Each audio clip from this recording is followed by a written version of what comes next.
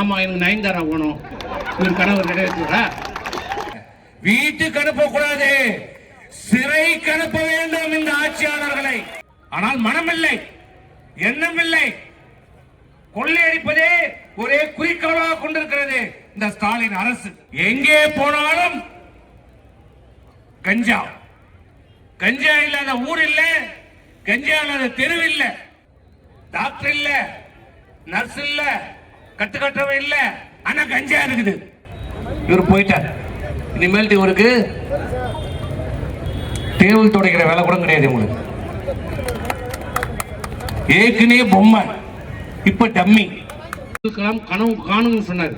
இவர் அதை விட ஒரு படி மேல போய் உங்கள் கனவை சொல்லுங்கள், உங்க கனவை சொல்லுங்க. இவர் நிறைவேற்ற. ஆமா எனக்கு நயன்தாரா வேணும். இவர் கனவு நிறைவேற்றுறா. மக்கள் விரோத ஆட்சி 5 ஆண்டு காலம் மக்களை பற்றி துளியும் சிந்திக்காத, கவலைப்படாத ஒரு அரசு. தன் குடும்பம் மட்டும் பிழைத்தால் போதும், வாழ்ந்தால் போதும் என்று ஆட்சி நடத்திக் கொண்டிருக்கின்ற திராவிட முன்னேற்ற கழகம். திராவிட முன்னேற்ற கழகம் என்பதை சொல்வதை விட கோபாலபுரத்து குடும்பத்துடைய ஆட்சி. தூக்கி எறியப்படுகிற கூட்டம் இது. இந்த ஆட்சியை தூக்கி எறிகின்ற இறுதி கூட்டம் இது. ஏனென்றால் தேர்தல் அறிவிக்கப்பட்டு விட்டது. அடுத்த மாதம் 23ஆம் தேதி நாம் எல்லாம் வாக்களிக்க செல்ல வேண்டும். அந்த வாக்களிக்க செல்கின்ற போது சிந்தித்து பார்க்க வேண்டும், நன்றாக சிந்தித்து பார்க்க வேண்டும். நம் கட்சி பொறுப்பாளர் மட்டுமல்ல, அனைத்து பொதுமக்களும் சிந்தித்து வாக்களிக்க வேண்டிய ஒரு நேரம், செயல்பட வேண்டிய ஒரு நேரம். 5 ஆண்டு காலம் இந்த அரசு, இந்த திமுக திருடி கொள்ளையடித்துக் கொண்டிருக்கின்ற ஒரு அரசு. இந்த அரசு என்ன செய்தது? மக்களுக்கு என்ன செய்தது? சொன்னதை நிறைவேற்றியதா? கொடுத்த வாக்குறுதியை நிறைவேற்றினார்களா? மக்களுடைய பிரச்சனைகளை கவனம் செலுத்தினார்களா? மக்கள் பிரச்சனை தீர்க்கப்பட்டிருக்கிறதா? அவருடைய கவலை தீர்க்கப்பட்டிருக்கிறதா? விவசாயிகளுடைய பிரச்சனை தீர்க்கப்பட்டிருக்கிறதா? மாணவருடைய பிரச்சனை தீர்க்கப்பட்டிருக்கிறதா? குடும்ப தலைவர்களுடைய பிரச்சனைகள் எல்லாம் தீர்க்கப்பட்டிருக்கிறதா என்பதை சிந்தித்து நாம் வாக்களிக்க வேண்டிய நேரம் நெருங்கி இருக்கிறது. ஒரு இறுதி வாய்ப்பு. இந்த அராஜக அரசை வீட்டுக்கு அனுப்புவது மட்டுமல்ல, வீட்டுக்கு அனுப்பக்கூடாது, சிறைக்கு அனுப்ப வேண்டும். இந்த ஆட்சியாளர்களை செய்திருக்கிற தவறு, இந்த தமிழகத்திற்கு அவர் செய்திருக்கிற துரோகம், இந்த நாட்டு மக்களுக்கு அவர் செய்திருக்கிற அட்டூழியங்கள், தமிழ்நாட்டு மக்களுடைய வளங்களை கொள்ளையடித்திருக்கிற இந்த திமுக அரசு, அதை பொறுப்பேற்று நடத்தி கொண்டிருக்கின்ற முதலமைச்சர் உட்பட, அந்த அமைச்சர்கள் உட்பட அத்தனை பேரையும் புழல் சிறைக்கு அனுப்புகிற நாள் ஏப்ரல் 23. இதை மனதில் வைத்து நாம் செயல்பட வேண்டும். இந்த 5 ஆண்டு காலம் அரசு என்ன செய்திருக்கிறது? விலைவாசியை குறைத்திருக்கிறதா?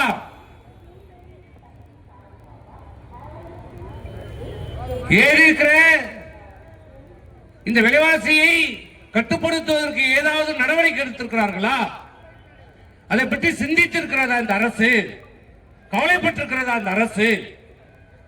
ஏதாவது ஒரு நடவடிக்கை எடுத்திருக்கிறதா இந்த அரசு என்பதை தயவு செய்து மக்கள் சிந்தித்து பார்க்க வேண்டும். 2021 எடப்பாடியாருடைய அரசு இருந்த போது இருந்த விலைவாசி இன்றைக்கு 2026 திரு மு.க. ஸ்டாலினுடைய அரசுடைய விலைவாசியை ஒப்பிட்டு பாருங்கள். அன்றைக்கு என்ன நிலைமை? அன்றைக்கு எடப்பாடி 5 ஆண்டு காலம் 4.5 ஆண்டு காலத்திலையும் இயற்கை சீற்றம், வெள்ளம், புயல், கஜா புயல், பெருவெள்ளம், 2 ஆண்டு காலம் கொரோனா இருந்தாலும், இப்படிப்பட்ட இயற்கை இடர்பாடுகள் இருந்தாலும் விலைவாசியை கட்டுக்குள் வைத்திருந்து மக்களை காப்பாற்றிய அரசு அம்மாவுடைய அரசு, எடப்பாடியோட அரசு. எடப்பாடியோட 5 ஆண்டு, இன்னைக்கு மு.க. ஸ்டாலின் திமுகவுடைய ஆட்சி 5 ஆண்டு காலம் ஆட்சி. எந்த இயற்கை இடர்பாடும் இல்லை, கொரோனா இல்லை, பெரும் புயல் இல்லை, வறட்சி இல்லை. மாறாக அனைத்து தொழிற்சாலைகளும் செயல்படுகிறது. கூடுதலாக வருமானம் வருகிறது அரசிற்கு. ஆனால் அப்படி இருந்தும் மக்களுக்கு எந்த நன்மையும் இல்லை. விலைவாசி விஷம் போல ஏறியிருக்கிறது. அரிசியிலிருந்து, பருப்பிலிருந்து, எண்ணெயிலிருந்து, கடுகிலிருந்து எல்லா விலைவாசியும் இன்றைக்கு உயர்ந்திருக்கிறது. அனைத்து வரிகளும் உயர்த்தப்பட்டிருக்கிறது. அனைத்து கட்டணங்களும் இன்றைக்கு உயர்த்தப்பட்டிருக்கிறது. வேலை வாய்ப்பு இல்லை. முதலீட்டை ஈட்டிருக்கிறோம் என்று சொல்கிறார்கள்.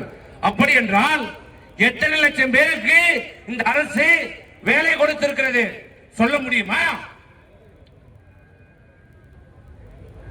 எல்லாம் கட்டுக்கதை, வசனம், வாய் சவடால், வெட்டு பேச்சு, களத்திலே ஒன்றும் இல்லை.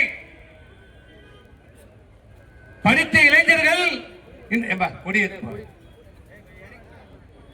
குடியிருக்கிற கொஞ்சம் இறக்கி பார்ப்போம். அரசு படித்த இளைஞர்களுக்கு வேலை வழங்க மறுக்கிறது. அரசாங்கத்திலே கிட்டத்தட்ட 5 லட்சம் வேலை வாய்ப்புகள் இந்திய தேதியிலே காலியாக இருக்கிறது. ஏன் இந்த அரசு அந்த வேலை வாய்ப்பை நிரப்புவதற்கு நடவடிக்கை எடுக்கவில்லை? அரசுக்கு வருமானம் வருகிறது, ஆனால் மனமில்லை, எண்ணம் இல்லை. கொள்ளையடிப்பதே ஒரே குறிக்கோளாக கொண்டிருக்கிறது இந்த ஸ்டாலின் அரசு. எதில் எடுத்தாலும் ஊழல். குடிக்கிற தண்ணியிலிருந்து ராத்திரில குடிக்கிற போதை வரைக்கும் ஊழல், எல்லாத்திலும் ஊழல். எல்லா அமைச்சர்கள் மீதும் இன்றைக்கு ஊழல் குற்றச்சாட்டு, விசாரணை நடைபெற்றுக் கொண்டிருக்கிறது. உங்களுடைய ஆட்டம் முடிந்து விட்டது. 15ஆம் தேதியோட உன் ஆட்டம் முடிஞ்சது. இனி நாட்களை எண்ணிக்கொள். எத்தனை பேர் இன்னைக்கு யார் போறார்?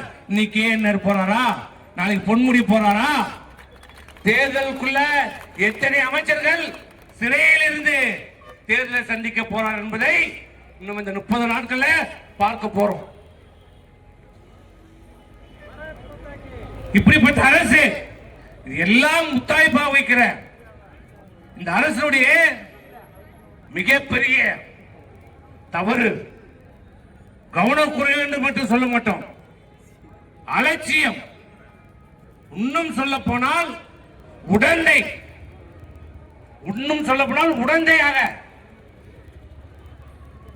அவர்களுக்கு ஊக்குவிக்கும் வகையிலே இன்றைக்கு தமிழகத்திலே 5 ஆண்டு காலம் தமிழ்நாடு வளர்ச்சி அடைந்ததோ இல்லையோ, விலைவாசி குறைந்ததோ இல்லையோ, வேலை வாய்ப்பு கிடைத்ததோ இல்லையோ, பள்ளி மாணவருடைய பிரச்சனை தீர்ந்ததோ இல்லையோ, ஆனால் தமிழ்நாட்டிலே ஒன்று மட்டும் வளர்ந்திருக்கிறது, வளர்ச்சி அடைந்திருக்கிறது, பெருகி இருக்கிறது. என்ன என்றால் போதை கலாச்சாரம், கஞ்சா விற்பனை, போதை பொருட்களுடைய விற்பனை. எங்கே போனாலும் கஞ்சா. கஞ்சா இல்லாத ஊர் இல்ல, கஞ்சா இல்லாத தெரு இல்ல. அனைத்து பள்ளி வாசலிலும், அனைத்து கல்லூரிகளிலும் வாசலிலும் இன்னைக்கு போதைப் பொருள்கள் தங்கு தடையின்றி சரளமாக கிடைத்துக் கொண்டிருக்கிறது. பள்ளி மாணவர்களுக்கு தேவையான நோட்டு புத்தகம் கிடைக்கிறதோ இல்லையோ, அந்த மாணவர்களுக்கு தேவையான கல்லிக்கு தேவையான பொருட்கள் கிடைக்கிறதோ இல்லையோ, கஞ்சா கிடைக்கிறது, கஞ்சா ஊசி கிடைக்கிறது, கஞ்சா எண்ணெய் கிடைக்கிறது, கஞ்சா பவுடர் கிடைக்கிறது, மெத்தபெட்டின் மாத்திரை கிடைக்கிறது. அரசு மருத்துவமனையில் இருக்கிற அனைத்து மருந்துகளும் போதை மாத்திரைகளாக மாற்றப்பட்டு சந்தையில, வெளி சந்தையிலே கிடைக்கிறது. மருத்துவமனையில ஊசி இல்ல, காய்ச்சல் போன மருந்து இல்ல, ஊசி இல்ல,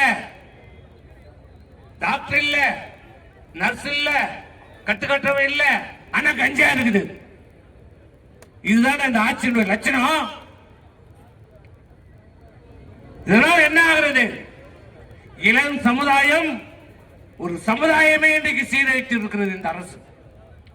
இந்த 5 ஆண்டு காலத்திலே இந்த திராவிட முன்னேற்ற கழக அரசு ஆட்சியினுடைய கையாளாகத்தனத்திலே, பொறுப்பேற்றத்தனத்திலே, ஆள தெரியாத ஒரு ஆள் இன்றைக்கு ஒரு தலைமுறை இன்றைக்கு போதை பழக்கத்திலே சீரழிந்து போயிருக்கிறது. இதனால் என்ன இருக்கிறது? இன்னைக்கு போதையால், கஞ்சா போதையால் இன்னைக்கு எங்கே பார்த்தாலும் கொலை, கொள்ளை, கற்பழிப்பு. கற்பழிப்பு என்றால் முன்னெல்லாம் சாதாரண எங்கேயோ அங்க ஒன்று இங்க ஒன்றும் யாரோ இருட்டில் போனா கத்தின் போறது கற்பழி. இப்ப 5 பேர் சேர்ந்து கற்பழித்தார்கள், 10 பேர் சேர்ந்து கற்பழித்தார்கள். கஞ்சா போதிலே என்ன செய்கிறோம் என்று தெரியாமல் எல்லோரும் சொன்னது போல 2 வயது குழந்தையை கற்பழித்து கொலை. நாடு எங்கே போய் கொண்டிருக்கிறது? 4 நாட்கள் முன்னால 70 வயது முதியவரை கல்லை தூக்கி போட்டு கொலை செய்துவிட்டு அவருடைய வயதான மனைவியை நிர்வாணமாக ஒருவன் கல்லை தூக்கி கொலை செய்துவிட்டு கற்பழித்திருக்கிறான். கேட்டால் கஞ்சா போதை. இன்றைக்கு வேலைக்கு செல்கிற பெண்களுக்கும் பாதுகாப்பு இல்லை, தெருவிலே செல்கிற நடமாடுகிற பெண்களுக்கும் பாதுகாப்பு இல்லை, பள்ளிக்கு செல்கிற மாணவிக்கும் பாதுகாப்பு இல்லை, பிறந்த குழந்தைக்கும் பாதுகாப்பு இல்லை, வீட்டில் இருக்கிற பெண்களுக்கும் பாதுகாப்பு இல்லை. இதுதான் இந்த ஆட்சியுடைய லட்சணம். காவல்துறை என்ன செய்து கொண்டிருக்கிறது? இந்த 5 ஆண்டு காலம் என்ன செய்து கொண்டிருக்கிறது? கருணாநிதி குடும்பத்திற்கு சேவையாற்றிக் கொண்டிருக்கிறது, ஏவனாளியாக பணியாற்றிக் கொண்டிருக்கிறார்கள். நாட்டு மக்களை பற்றி கவலை இல்லை. அவருடைய கவலை உதயநிதி எழுந்து விட்டாரா, பல் விளக்கினாரா, கிளம்புறாரா, இன்னைக்கு அந்த வீட்டுக்கு போறாரா, இந்த வீட்டுக்கு போறாரா, இல்ல முதலமைச்சர் எங்க போகிறார், அவர் மனைவி எங்க போகிறார், இதுதான் அவருடைய கவலை. நாட்டு மக்களை பற்றி அவர்களுக்கு எந்த ஒரு முதலமைச்சரை இன்றைக்கு நாம் பெற்றிருக்கிறோம். அப்புறம் எப்படி காவல்துறை செயல்படும்? ஒரு டிஜிபியை நியமிக்க முடியவில்லை அரசாங்கத்தால். இன்னைக்கு உச்ச நீதிமன்றம் தலையிட்டதால் இப்போ 20ஆம் தேதி இவங்களுக்கு ஒன்றும் சம்பந்தம் கிடையாது, இவர் போயிட்டார். இனிமேல் இவருக்கு டேபிள் துடைக்கிற வேலை கூட கிடையாது. இவங்களுக்கு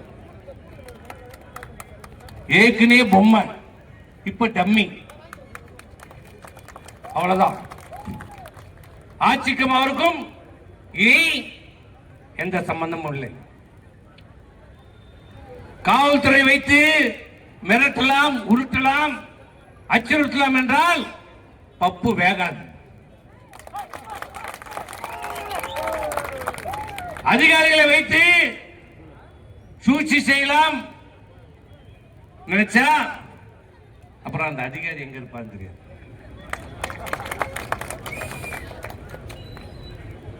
அதிகாரிகள் தெரியும். முதல்ல காத்து எங்க வீசுது யாரா தெரியும்னா அதிகாரிக்கும் காவல்துறைக்கும் தான் தெரியும். இப்ப நம்மளாம் பார்த்துருப்போமே, 10 நாளைக்கு முன்னாடி காவல்காரர் எப்படின்னு இப்ப பார்த்தா நம்ம அதுலயே நம்ம தெரிஞ்சுக்கலாம். இந்த ஆட்சி போதும். காவல்துறை நமக்கு வைக்கிற மரியாதையை வச்சு நம்ம தெரிஞ்சுக்கலாம். இதுவரைக்கும் பர்மிஷனே தர மாட்டாங்க. இதுவரைக்கும் நாங்க இந்த 5 ஆண்டு காலத்துல எந்த பல போராட்டம் நடத்திட்டோம். இது ஒரு போராட்டத்துக்கு கூட காவல்துறை எங்களுக்கு அனுமதி கொடுத்ததே இல்லை. அதுக்கு மாறா வழக்கு தான் போட்டுக்கிறாங்க. முதல் முறையாக இந்த ஆர்ப்பாட்டத்திற்கு தான் காவல்துறையும் அனுமதி கொடுத்துக்கிறாங்க, வருவாய்த்துறையிலே அனுமதி கொடுத்துக்கிறாங்க. அப்பயே நீ தெரிஞ்சுக்கலாம், என்னன்னு தெரிஞ்சுக்கலாம். அதிகாரிகள் தயாராகிட்டாங்க, மக்களே நீங்கள் தயாராகுங்க.